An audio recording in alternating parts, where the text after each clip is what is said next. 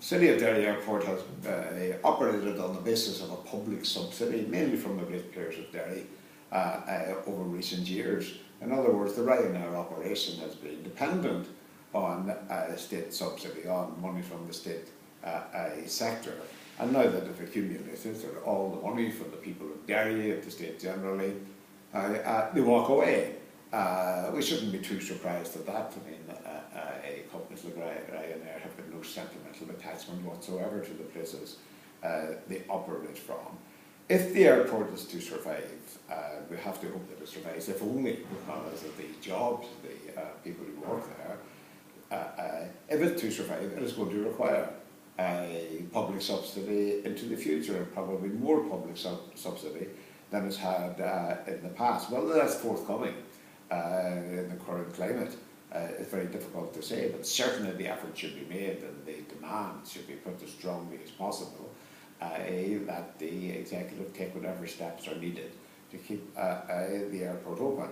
In the longer term, it may well be that the future of transportation and of foreign travel from Derry, that need will be met by a rapid transit train, a rail line going from Derry to Aldergrove. There's no reason at all why we shouldn't have a train which would leave people coming from Derry into the terminal building at Aldergrove, the way you find in London and Paris and Glasgow, sort of in Birmingham and Liverpool. There's trains come right into airport terminals.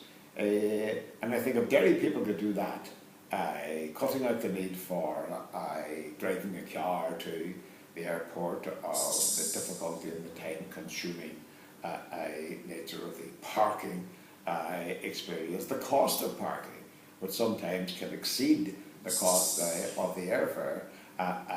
Taking all these things into account, it seems to me that if you had a train which would take you from Derry within under 90 minutes, probably an hour 20, it could be done. People go to an airport in any other way. That will be an adequate replacement for City of Derry Airport.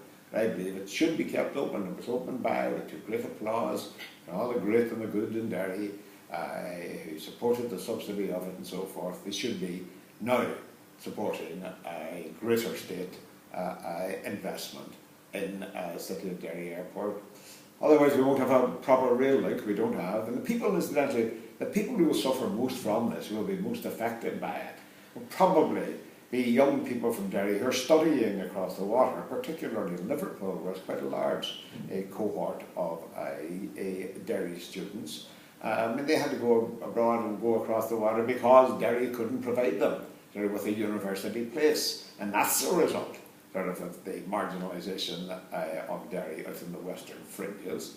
So not having been able to provide college places, university places for young people, made them go abroad. Now we've taken away the main means that they had of getting back and forth handily from Liverpool and other places to Derry.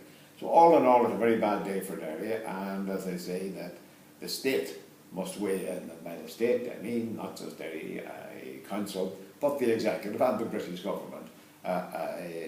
It should be pressed to move in and save the City of Derry Airport until such times as we have a handy and economically viable alternative to the airport, the City of Derry, that is to say a real link to Aldergrove.